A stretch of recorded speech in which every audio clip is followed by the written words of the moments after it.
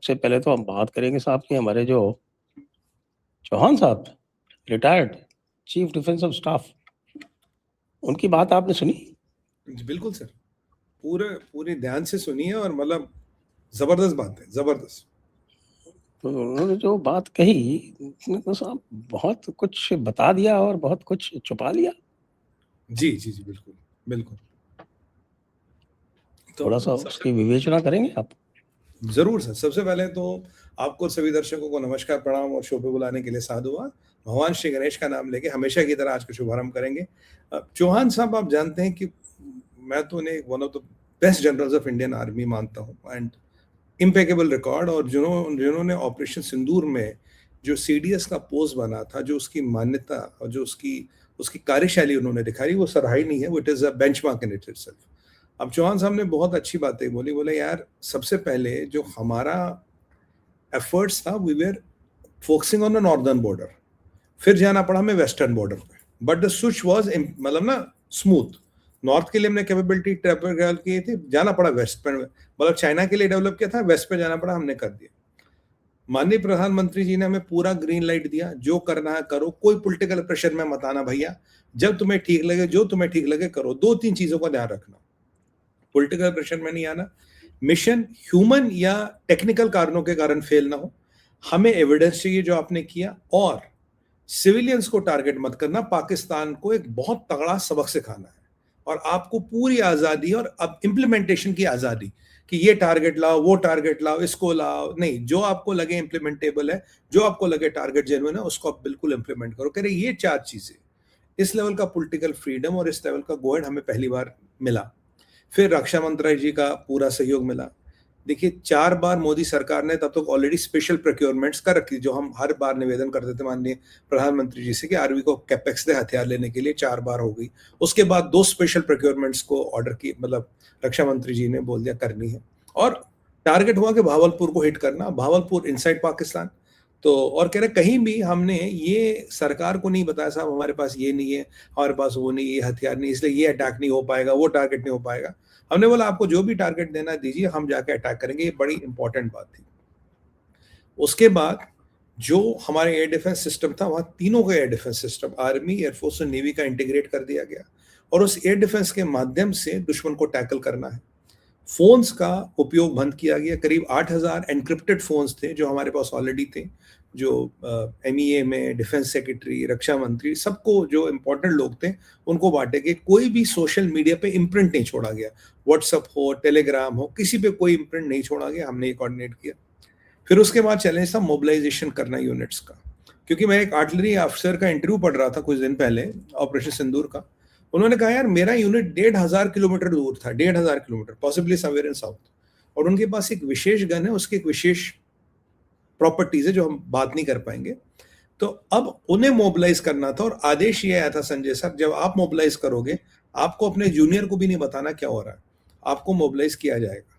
तो अब कह रहे हैं कि अब मैं कैसे करूं, मैं अपने जूनियर को, मतलब नेक्स्ट इन कमांड को भी नहीं बता सकता। तो मैंने बोला यार एक बहुत बड़ा अफसर आ रहे हैं यहाँ पे निरीक्षण के लिए, हमारी मोबिलाइजेशन चेक करेंगे, तो मोबिलाइजेशन मुझे करके दिखाओ।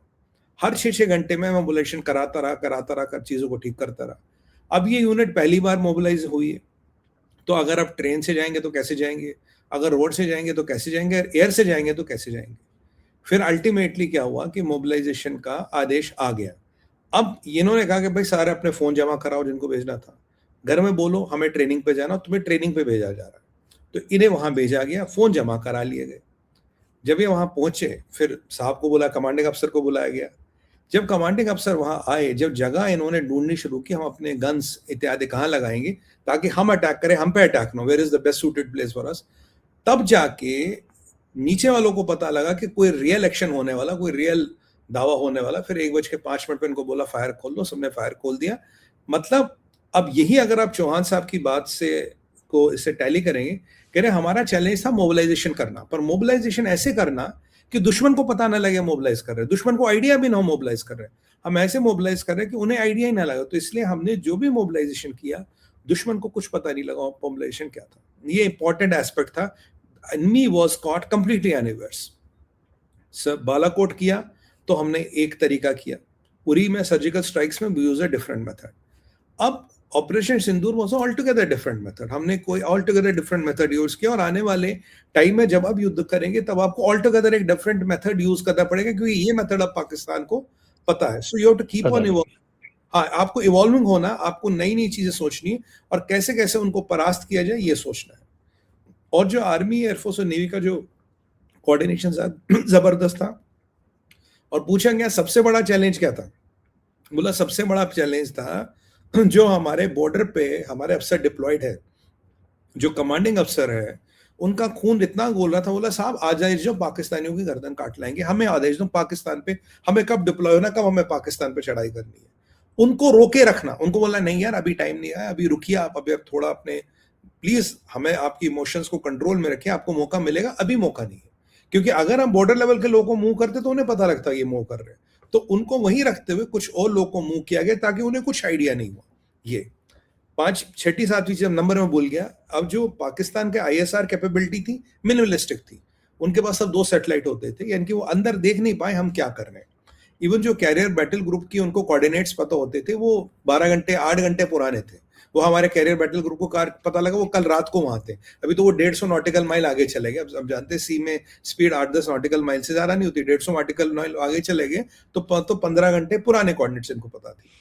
पाकिस्तान ने बालाकोट के बाद अपने एयर डिफेंस पे कॉन्सेंट्रेट किया, HQ9, HQ19 चाइनीज का बाड़ा, PL-15 ये लाए कि भाई अगली बार एरियल अटैक हुआ। बट यूक्रेन से हमने सीखा कि loitering munitions and drones can be very important, so we concentrated on that. Long range missile SCALP इत्यादि जो बियॉन्ड विजुअल रेंज जाके अटैक करे और हमें वहां जाने की जरूरत ना पड़े, यहां से हम अटैक करें।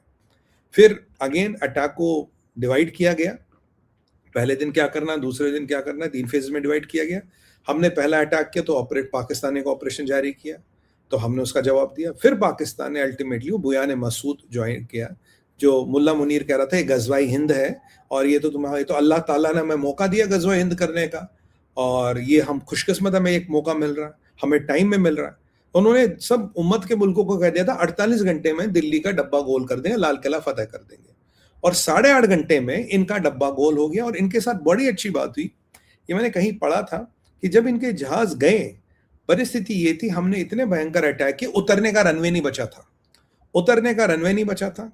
हमने सरगोदा अटैक किया, हमें अस्करदू भी अटैक करना था, अस्करदू का गो हेड था, बट अस्करदू में मौसम खराब हो गया इसलिए वापस आए, तो फिर लाहौर के पास एक एयरबेस है, हमने उसको अटैक किया।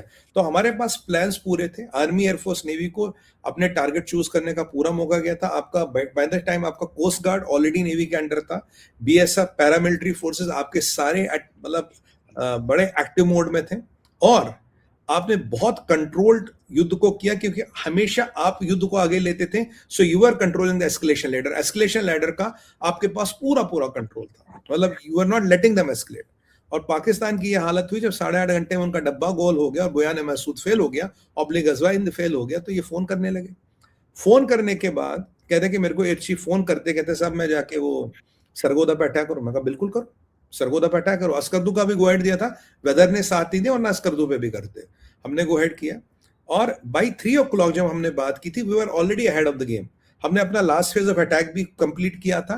पाकिस्तान की ऐसी तैसी की थी, नूर खान भी गया, और सरगोदा और नूर खान के जाने के बाद इनकी fundamental capacity of striking by air काफी कम हो गई।